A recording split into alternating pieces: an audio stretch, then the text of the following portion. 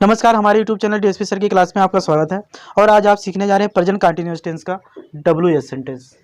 WS sentence मतलब आप इसको WS फैमिली के नाम से भी जान सकते हो।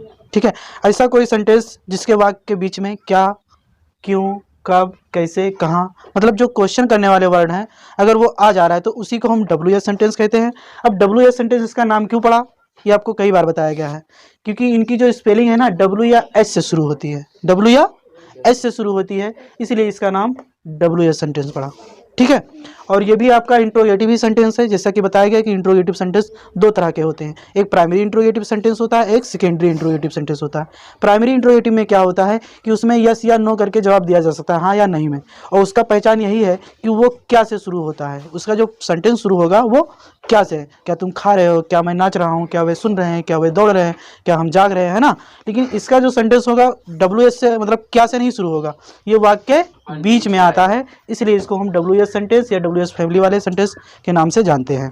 तो चलिए ये जान गए। अब आपको WH सेंटेंस को कैसे बनाया जाता है। ठीक है, अब प्रेजेंट कंटिन्यूअस टेंस का आप पहचान जान ही चुके हो, चार्ट भी बताया जाएगा और इसका रूल भी बताया जाएगा, और प्लस आपको कुछ ING लगाने का नियम भी बताया जाएगा, फिर आपको सेंटेंस बनाना बताया जाएगा।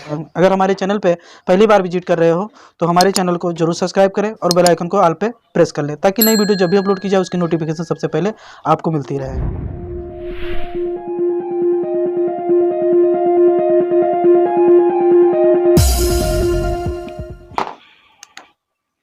तो चलो हम वीडियो को स्टार्ट करते हैं। देखिए, सबसे पहले हम प्रेजेंट कंटिन्यूअस टेंस का पहचान जान लेते हैं। पहचान क्या है आपको बताया गया है, कोई बताए, है ना।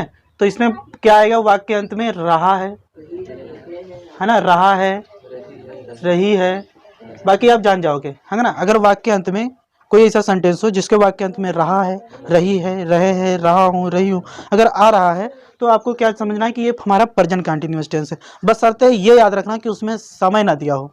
अगर समय दे दिया जाएगा तो आपका प्रेजेंट कंटिन्यूअस टेंस नहीं, प्रेजेंट परफेक्ट कंटिन्यूअस टेंस हो जाएगा। जैसे आपको एक एग्जांपल देना है, जैसे मैं कह रहा हूँ कि मैं खाना खा रहा हूँ, मैं खाना खा रहा हूँ, तो ये आपका प्रेजेंट कंटिन्यूअस टेंस है।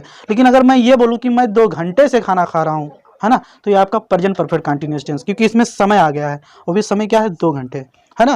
तो वो आपको समय वाला जो पढ़ना है वो हम प्रेजेंट परफेक्ट कंटिन्यूअस टेंस में पढ़ेंगे। उसमें आपको बताया जाएगा कि समय 2 तरह के होते हैं, है ना, और उसका बनाने का नियम क्या है वो अलग बात है।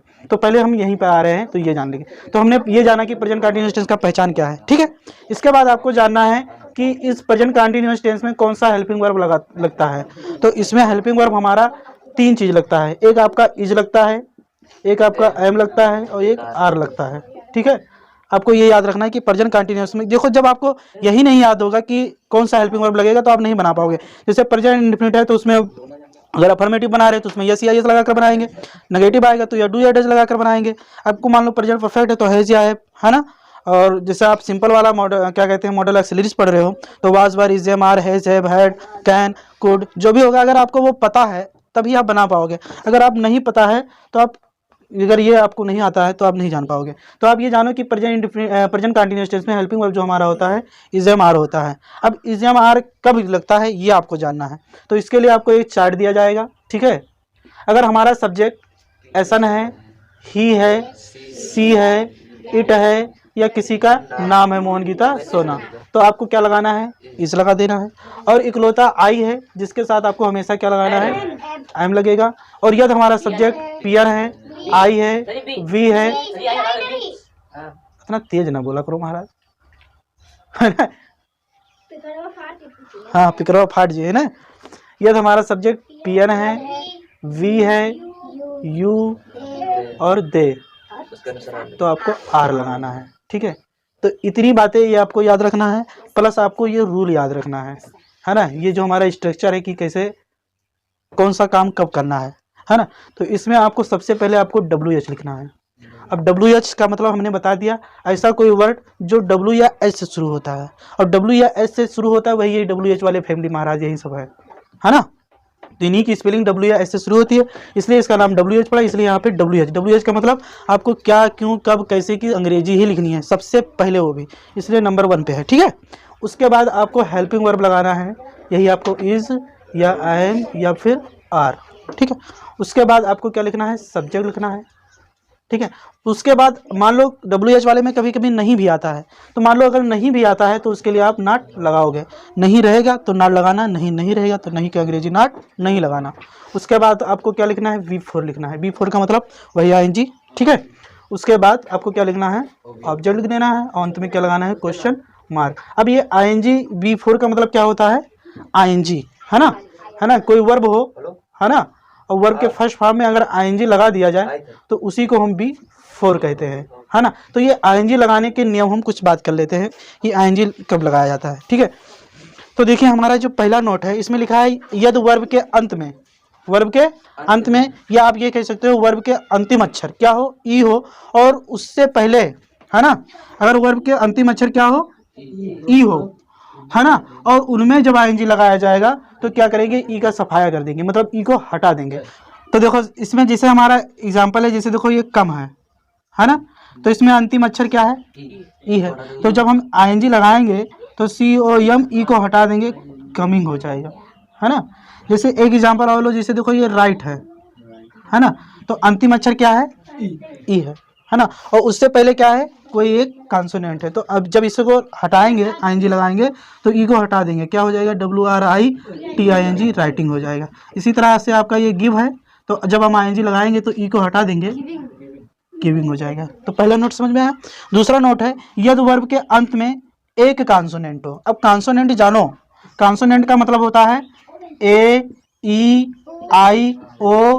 को छोड़कर, है ना, AEIOU को छोड़कर जितने भी लेटर बचते हैं, 26 लेटर होते हैं, कुल कितने होते हैं, 26। इस 26 में इन पांचों को छोड़ दिया जाए तो जो भी अक्षर बचते हैं उसी को हम कॉन्सोनेंट कहते हैं। जैसे आपका B हो गया, C हो गया, D हो गया, F हो गया, है ना, इनको छोड़कर। तो कहने का मतलब अगर कोई कॉन्सोनेंट हो, है ना, और उससे पहले क्या हो, एक ओवेल हो, है ना, बात समझो। अगर अंत में क्या है, कोई कॉन्सोनेंट है और उससे पहले एक ओवेल है, तो अंतिम अक्षर को डबल कर देते हैं, अंतिम अक्षर को डबल कर देते हैं। जैसे आप एक ले लीजिए एग्जाम्पल, स्टॉप, STOP, स्टॉप में रुकना होता है, तो अंत में क्या है, P है, और P हमारा क्या है, कॉन्सोनेंट है, और उससे पहले ओवेल एक है ना, अगर डबल होता तो नहीं होता, है ना, अगर डबल होता ओवेल तो नहीं, एक ओवेल की बात किया है, क्या कह रहा है, एक ओवेल हो, अगर एक ओवेल है तो अंतिम अक्षर हमारा डबल हो जाएगा जब हम ING लगाएंगे, मतलब हो जाएगा STOPPING हो जाएगा, स्टॉपिंग।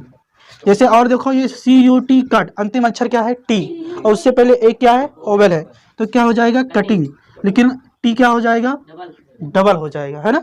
ऐसे ये रन, RUN, तो U है ना, तो क्या हो जाएगा, RUNNING, रनिंग हो जाएगा, ठीक है।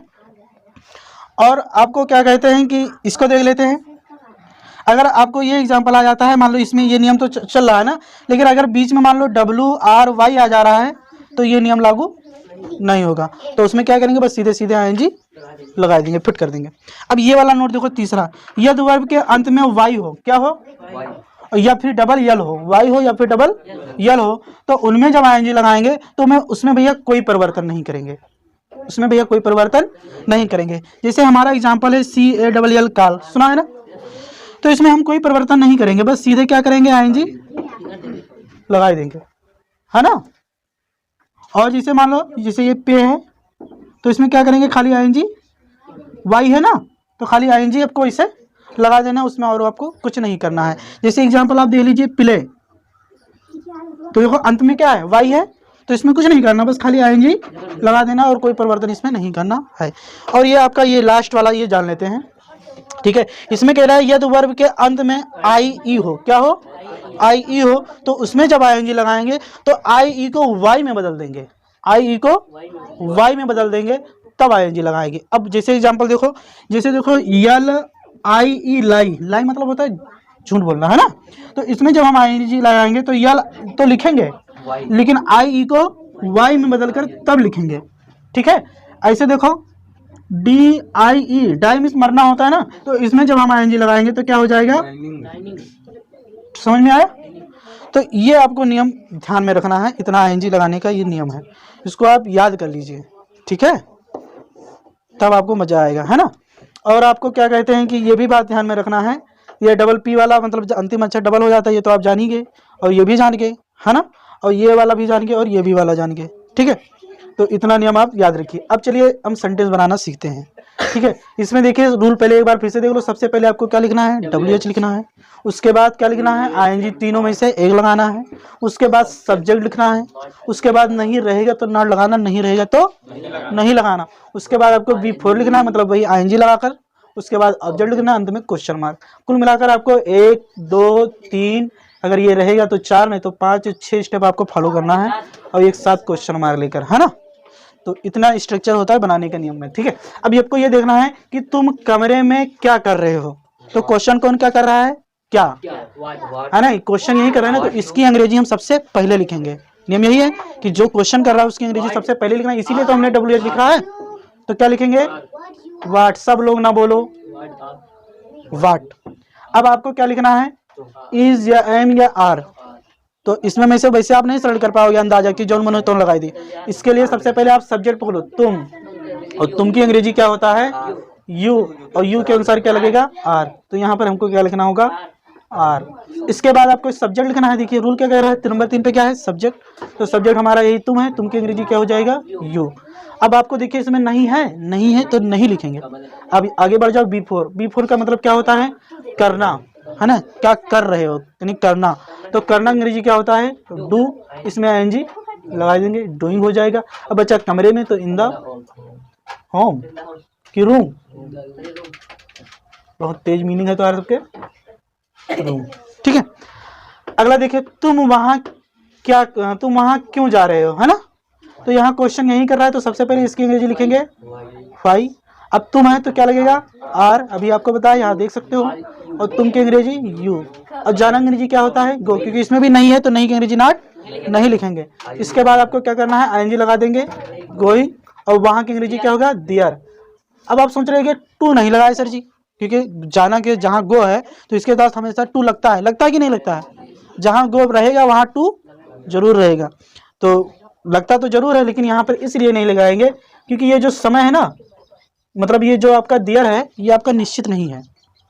क्या है, निश्चित, किसी स्थान का पक्का पता नहीं है। वहां कहाँ जाओगे, मतलब वो जा रहा है वहां मतलब कहाँ, कोई क्लियर जगह का पता नहीं। अब जगह पता होता है, मुंबई दिल्ली अगर कहूँ या गांव घर, तो वहां पे टू लगाते हैं। जब वो पता ही नहीं है कहाँ जाना है ना, समझो वो अनंत है, पता नहीं कहाँ चले जाए, है ना, तो वहां पे नहीं लगाएंगे। जब जगह क्लियर होगा तब टू लगाएंगे। ठीक है, तो इसको ये छोड़ देंगे। देखो, तुम कौन सी पुस्तक पढ़ रहे हो, तो कौन सी अंग्रेजी क्या होगा, विच। ठीक है, वहां नहीं लिखे हैं, लेकिन पहले लिखवाया गया है। अब हमको केवल समझाना था कि WH कौन सा है ना, कौन सी की अलग ये विच होता है। ठीक है, तो इसके विच लिखेंगे। अब तुम की अंग्रेजी भी यू होता तो आर ही लगेगा, तुम की अंग्रेजी यू हो जाएगा। ठीक है, पढ़ना अंग्रेजी क्या होगा, रीड। इसमें ING लगा देंगे तो B4 बन जाएगा, हो जाएगा रीडिंग। अब बचा क्या, पुस्तक, तो अ बुक, है ना। देखो, तुम मैच क्यों नहीं खेल रहे हो, तो देखिए यहाँ पर WH वाई है, तो वाई लगाएंगे। ठीक है, उसके बाद आपको तुम है, आर। आज ऐसा सेंटेंस लिखा कि सब में तुम आया है ना, आर। फिर उसके बाद क्या है, आपको क्या लिखना है, सब्जेक्ट। सब्जेक्ट क्या है, तुम की अंग्रेजी यू, है ना। अब देखो इसमें नहीं है तो नहीं की अंग्रेजी नॉट लिखेंगे, नॉट। अब खेलना अंग्रेजी क्या होगा, प्ले द मैच, है ना, मैच ही तो बचा, ओ, है ना। तो ये ING लगाने नियम आया। ठीक है, चलो फिर से मिटाल कर लिख दें। तो देखिए यहाँ पर अंतिम अक्षर क्या है, वाई है ना, तो इसमें कोई परिवर्तन नहीं करेंगे, केवल ING लगा देंगे, प्लेइंग द मैच। ठीक है, वह आगरा से कब आ रहा है, तो यहाँ पर क्वेश्चन क्या कर रहा है, कब। तो कब की अंग्रेजी क्या लिखेंगे, व्हेन। अब वह की अंग्रेजी आ रहा है, लड़का है ना, तो क्या लगेगा, ही। तो ही के अनुसार क्या लगेगा, इज। अब वह की अंग्रेजी क्या होगा, ही।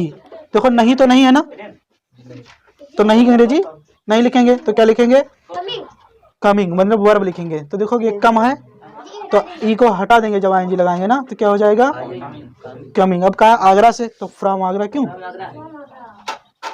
फ्रॉम आगरा। देखो, वह बाजार क्यों नहीं जा रहे हैं, तो देखो यहाँ पर क्या हो जाएगा, क्योंकि अंग्रेजी सबसे पहले लिखेंगे ना, वाई। और वही की अंग्रेजी दे, तो दे के अनुसार क्या लगेगा, आर लगेगा ना, आर। फिर सब्जेक्ट हमारा क्या है, दे, है ना। अब नहीं है तो क्या लगाएंगे, नॉट। अब जाना अंग्रेजी क्या होगा, गो, आईएनजी लगा देंगे, गोइंग। अब देखो यहाँ बाजार ऑब्जेक्ट है ना, स्थान पता है ना कहाँ जाना है बाजार, तो यहाँ पे अब टू लगाएंगे, टू मार्केट।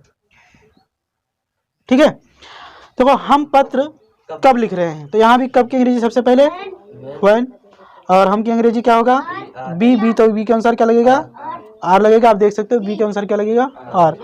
अब यहाँ पर आपको लिखना है सब्जेक्ट, तो बी की लिखेंगे। अब लिखना अंग्रेजी क्या होता है राइट, तो ई होता है, आईएनजी लगाएंगे तो ई को सफाया कर देंगे, राइटिंग अ लेटर, है ना। तो ये आज हमारा क्या कहते हैं प्रेजेंट कंटीन्यूअस टेंस का WH का कॉन्सेप्ट था। उम्मीद है ये आपको अच्छा लगा होगा। अगर आपको अच्छा लगा तो वीडियो को लाइक, कमेंट और सब्सक्राइब जरूर करना, है ना, ताकि आने वाली वीडियो की नोटिफिकेशन सबसे पहले आपको मिलती है। हमारे YouTube चैनल को सब्सक्राइब करके बेल आइकन को जरूर दबाएं ताकि आने वाली वीडियो की नोटिफिकेशन सबसे पहले आपको मिले।